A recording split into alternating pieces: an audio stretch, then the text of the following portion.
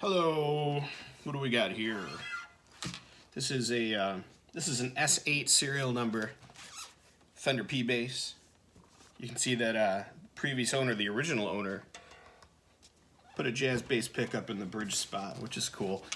Right now there's a badass bass bridge on here. I happen to have the original bridge here. This is all gunky. All the screws are moving, but it's a little slow. You can feel it grinding through there. There's probably a lot of gunk and some deterioration there. So I'm gonna clean this up. We're gonna be putting this on here today. I'm gonna take the high mass bridge off for now and go back to stock. It's gonna get new strings and a setup. It's gonna get Sunbeams by DR.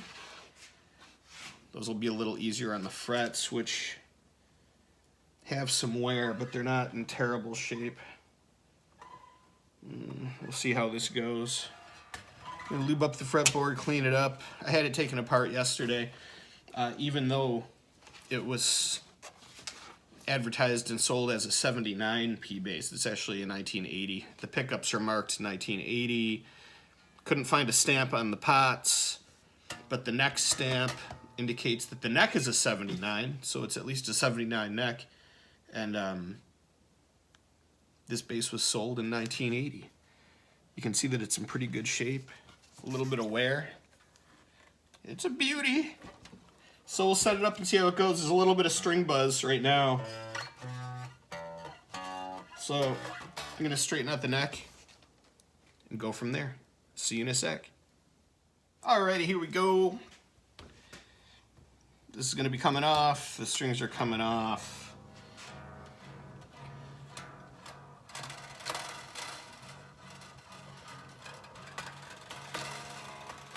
And we're gonna have some fun with this one. This came all the way from Texas. So naturally, when it hit the humidity of central New York, the neck went all wonky. And now there's some fret buzz, which is annoying and disheartening. But the bass sounds great. Everything seems to be in good working order for the most part. Even the tuners are relatively smooth for a 40-year-old bass. Oh, there's some nice checking on the headstock. It looks good. Not a lot of checking on the body. This is a 7980 bass, but word on the street is that these would get a poly finish and then a nitro lacquer over the top? I don't know. You don't see wear like this on a poly finish usually. And then over here, it's really soft and rubbery.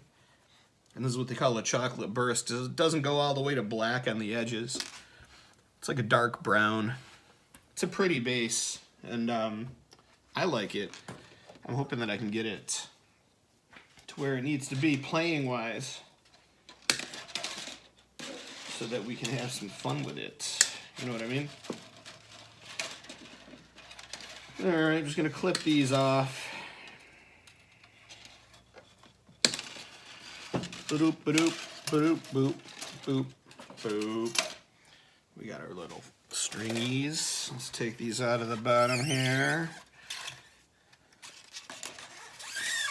And we'll get the bridge on first. Like I said, I had this taken apart yesterday. And,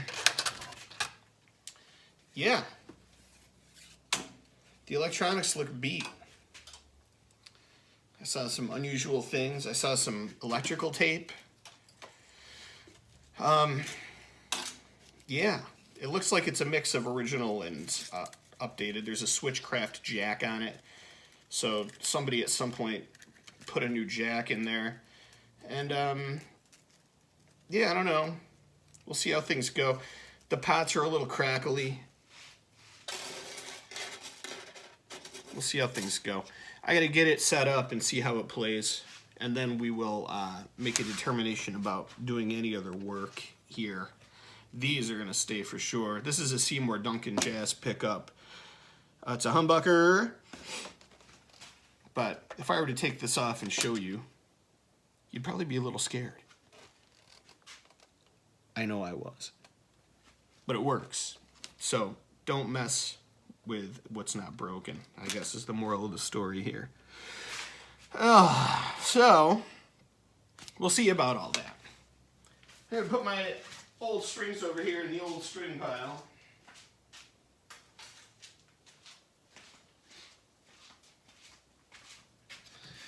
And we gotta do a little bit of handiwork here. Get out the fret eraser, I think, and boop. Hit those. We'll lube up the neck, clean it, and we'll get to work on this baby. All right, I'm going to use my favorite stuff in the whole world, Gorgomite. I'm not doing any endorsements here. I'm just letting you know what I use.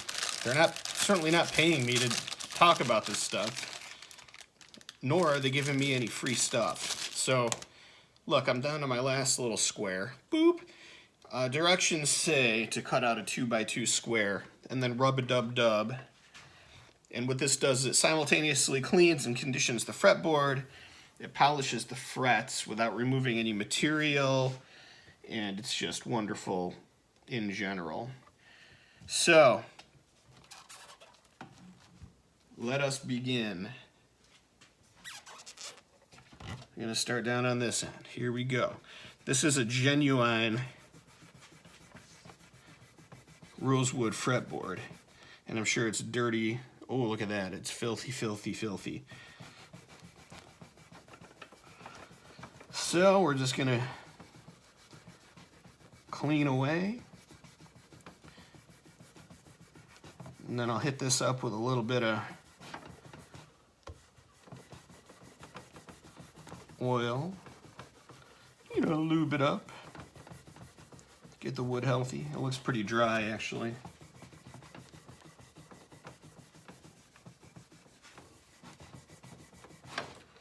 And you can see, look at that, 40 years worth of garbage coming up off the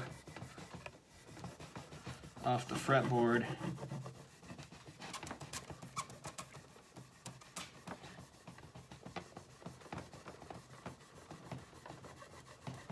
Gunk and other people's DNA and Lord knows what else.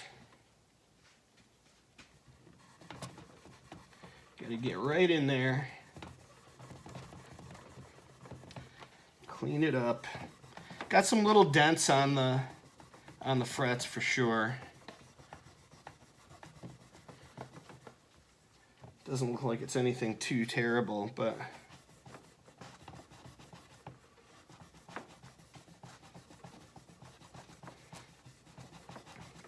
we'll string it up and give it a shot.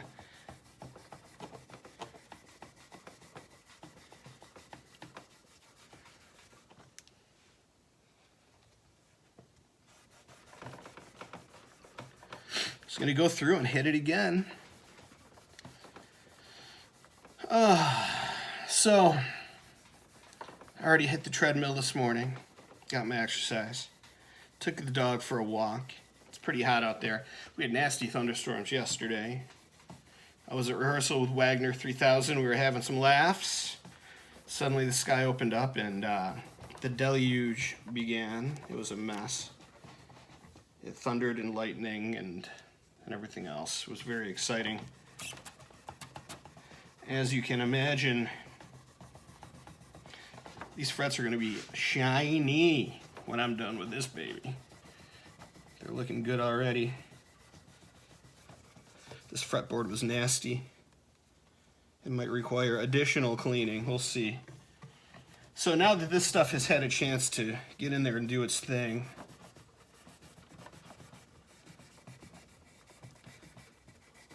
I'm gonna get a clean t-shirt, clean cloth, and just buff it out and wipe it off. Gorgomite. Clean. Well, the fretboard's clean. This is disgusting and filthy now. Isn't it wonderful? Better living through chemistry, folks. Better living through chemistry. Let's see, do we have a clean t-shirt? This appears to be somewhat clean. I don't appear to have used this to buff any other junk off of any other instruments. So let's go with this. And what you do is you just give it a nice rub. And oh man, look at those frets shining. Whoa! Can you see that? Can you see it? Can you see it? Just look at it. Would you look at it? Would you just look at it? It's fantastic. The frets are shiny and new.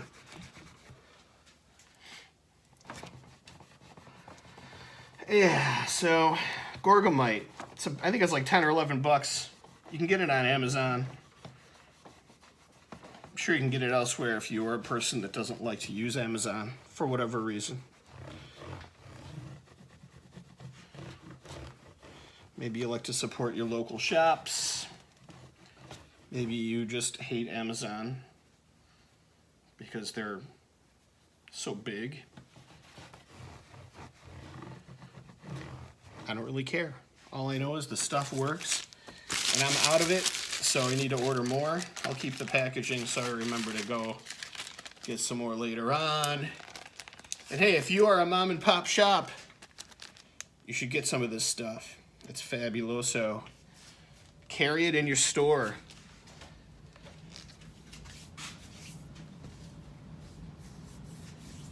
All right, folks.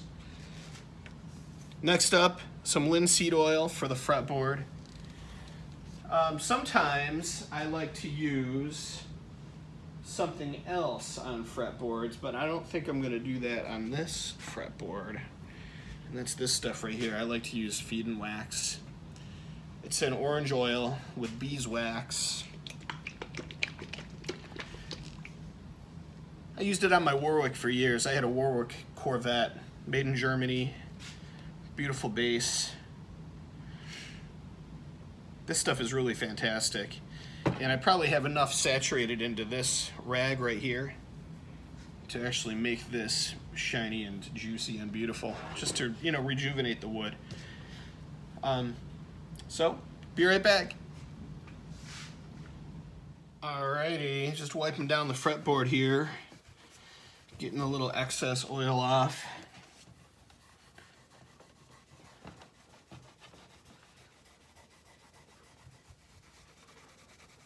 A lot of rubbing here. Rub-a-dub-dub.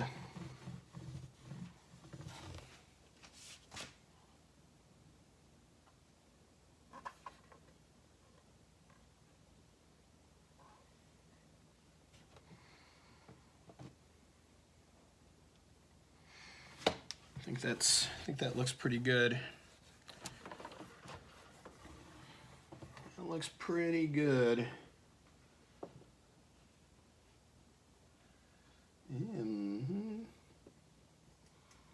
Yep. All right.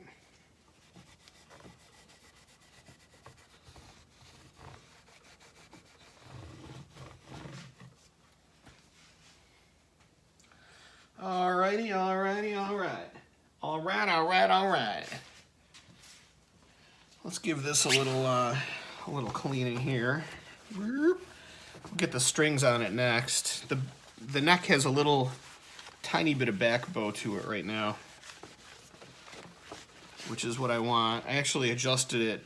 I backed it off a quarter turn yesterday to try to fix that string buzzing, but that seemed to make it a little worse. So we're gonna string it up with these Sunbeams and see how it goes from there. So we shall see.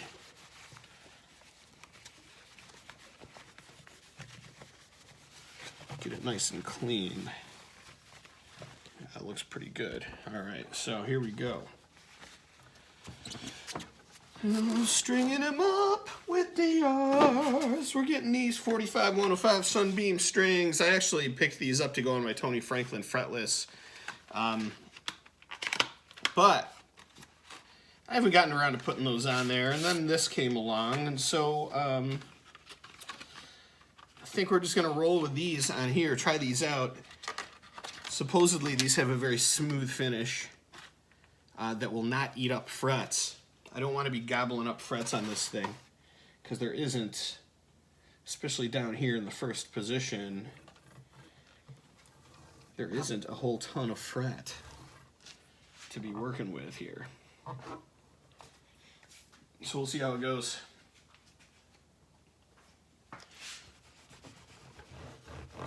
Still got a little bit of oil coming out of the fretboard here.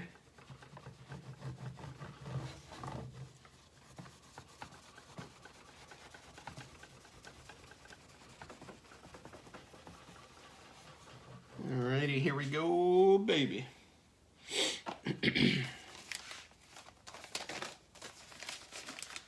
Ooh, they do have a nice smooth feel.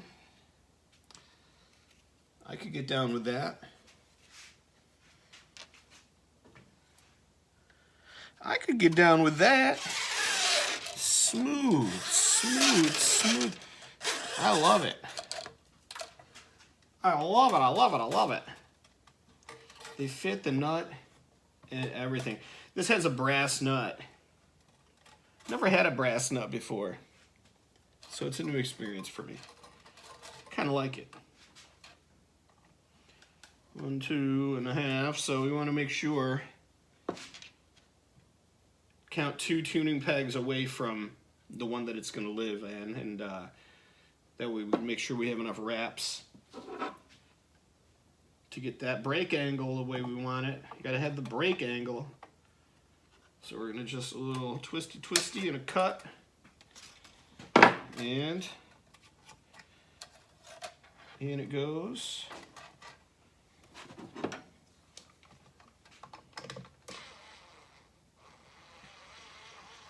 And the battery's dead in my, of course, the battery is dead in my peg turner. My tuner turner. Tuner turner? Try saying that 3 times fast. So that's like Tina Turner. Tuner turner. Not tuna. Your brain wants to say tuna, but that's not what we're talking about here. Tuner turner. This E tuner is actually a Shaler D tuner. It looks identical to the hip shot tuner that I have on my Tony Franklin bass. But, you know, how much can those designs differ? They all basically do the same thing. The seller also sent me the original tuner for this spot in case I wanted to put it back to stock. But I kind of like having the D tuner because we play some songs in D. And being able to drop D is a good thing. Drop D.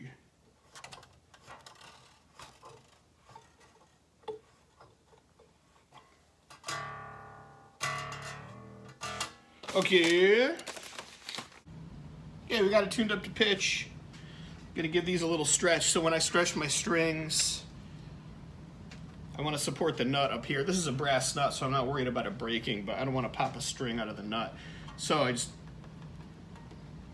grab it up here by the neck, by the nut, hold the strings down, and with my right hand, just give them a good tug. And usually that settles them in pretty well. Might need some fine tuning, but when I get this upstairs and start playing around, that'll all happen.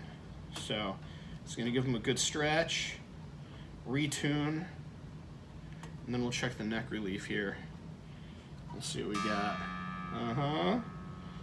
Yeah, see, they went a little flat, so they stretched. These strings sound really good, even not plugged in. They sound nice and fresh. These are DR strings. You know, I used to use DR strings on my Warwick because Warwick They use a two-piece bridge that really needed a tapered string. And at the time, back in the early 2000s when I had that Warwick, you could buy the Warwick strings, which were okay, or you could get the DRs, and maybe there were a couple other manufacturers that made them, but I used to use the DR strings, the tapered, on the B and the E string, because that was a 5-string bass. Killer bass, but it weighed about 13 pounds, so it had to go.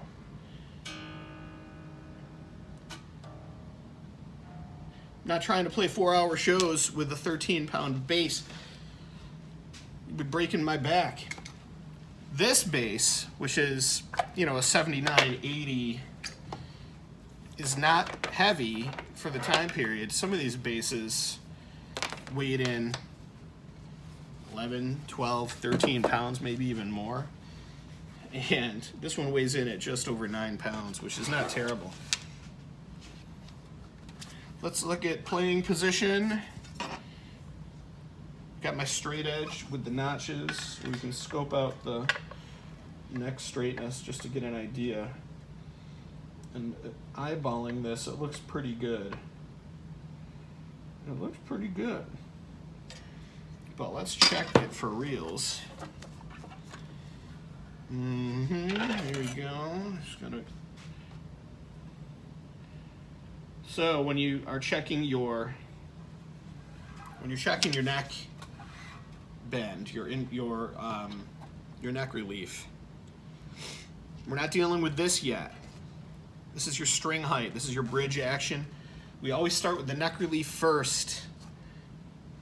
Fender spec is around 12 thousandths at the 7th fret. So I'm going to use these things. These are called feeler gauges. And these come in a variety of thicknesses. This is the .012. That's 12 thousandths. That's what I'm going for. And what I'll do is I've capoed the 1st fret. I'm going to put it in playing position. You always want to check it in playing position.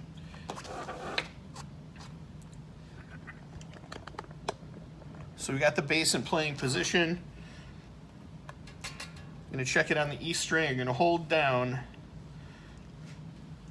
either the last fret or I like to use the fret where the neck meets the body. And in my left hand I've got my feeler gauge.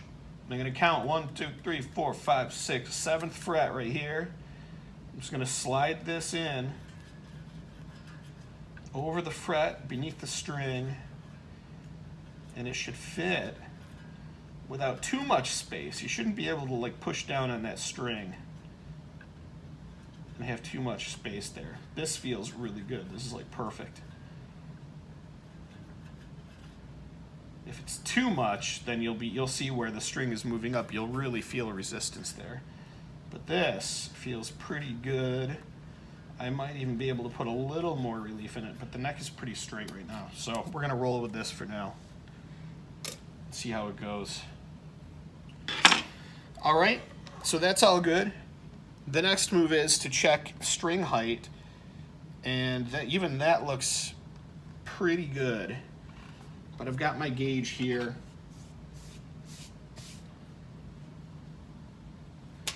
We're looking for 5/64ths, 6/64ths. That's pretty low action. That's easily playable. With string buzz issues, I might have to set it a little bit higher. We'll see. But let's see where we are right now. So again, playing position. And I'm going to check it where the neck meets the body.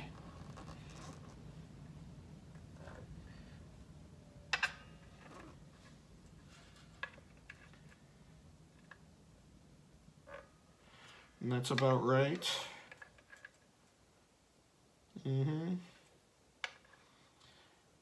One of the keys to checking your string height is making sure that you're maintaining the string radius. So your fretboard is curved, and they call it fretboard radius because if we were to continue this arc or radius of the fretboard, you'd end up with a complete circle. So when you see 10-inch or 20-inch or 9.5-inch or 7.25-inch radius, the lower the number, the smaller the circle, which means that the lower the number, the more curved your fretboard is. The frets match that radius, and so when you set your bridge,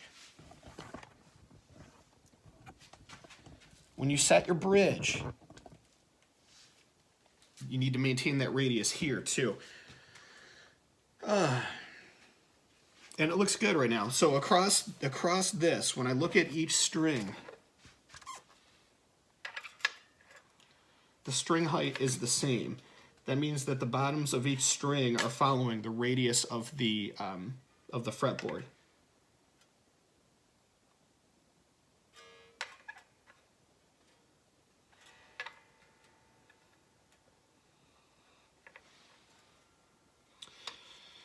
So that looks good.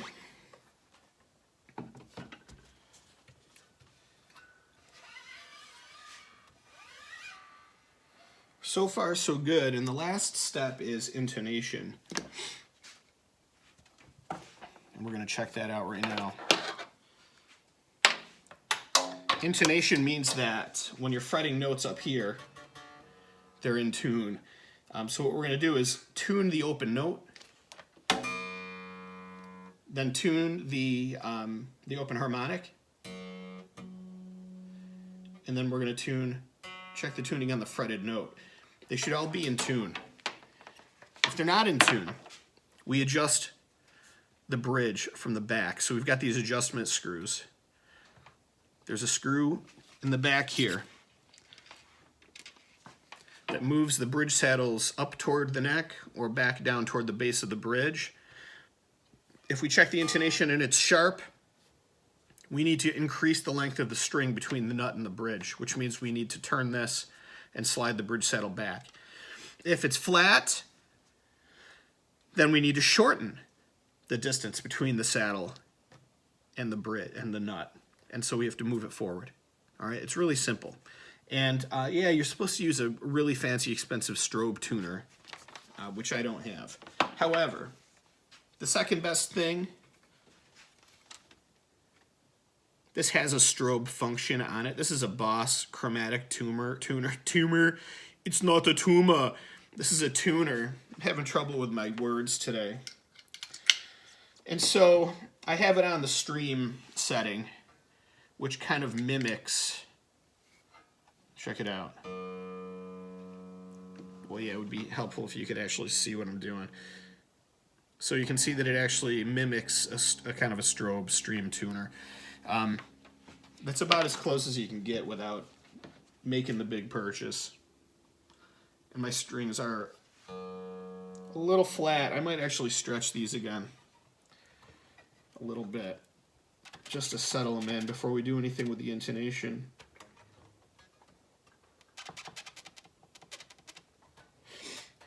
Yeah, so after the intonation, after everything else is all good and you know that it's fine, then you go back and you can look at your action at the nut. That should always be the last thing you do. Because if you adjust the nut action and then go back and make other changes, then you might be finding yourself in a bit of trouble. Now this is a brass nut, and I already checked the nut action on this, and it's really good. I mean, the action at the nut is really fantastic. But typically, you'd be shooting for 20 thousandths at the nut, unfretted. Meaning that you take that 20 thousandths feeler gauge and you slip it under there between the top of the first fret and the bottom of the string. And it should fit nicely.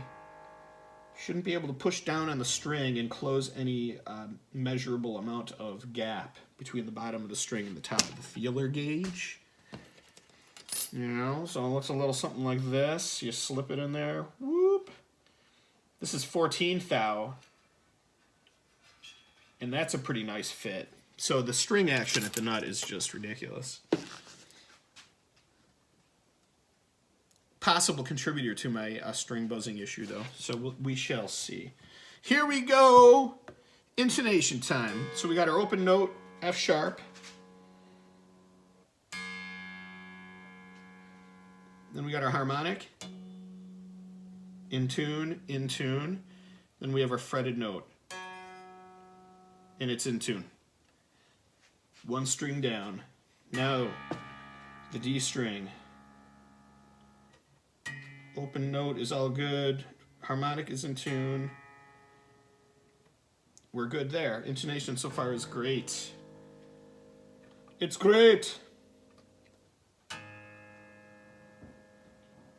We're in tune, and the fretted note is in tune, but I hear some string buzz. I might need to bump the action up a little bit. Here we go. Open is in tune. The harmonic is in tune.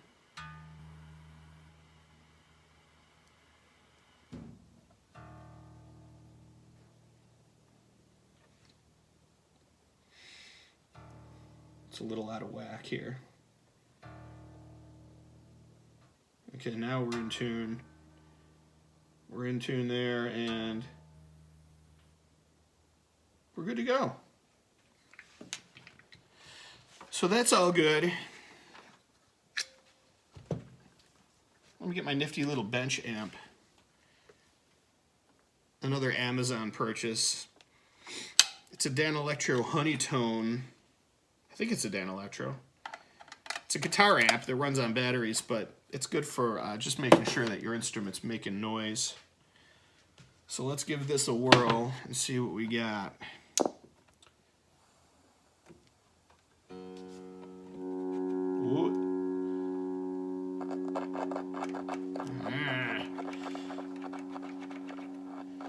We got some pots that I can't seem to get the crackle out of. But that's an issue for another day. I'm not going to mess with that right now.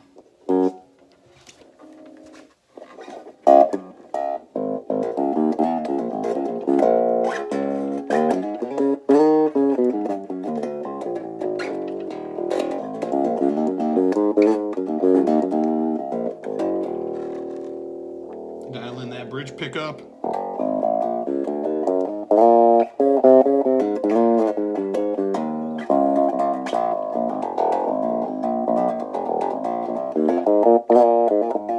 Yeah.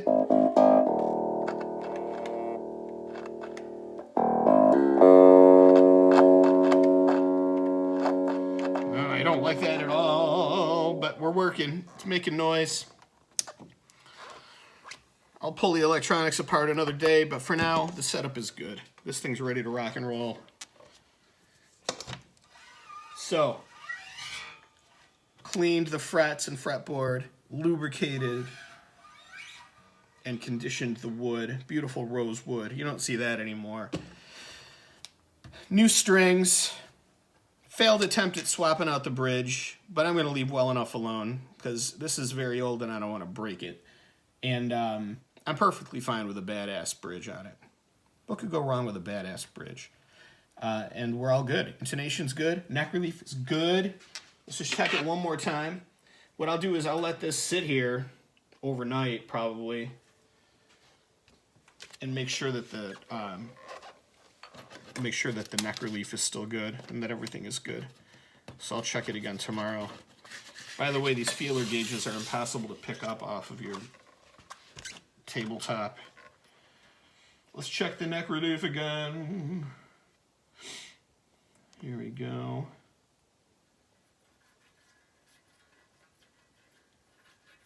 Yeah.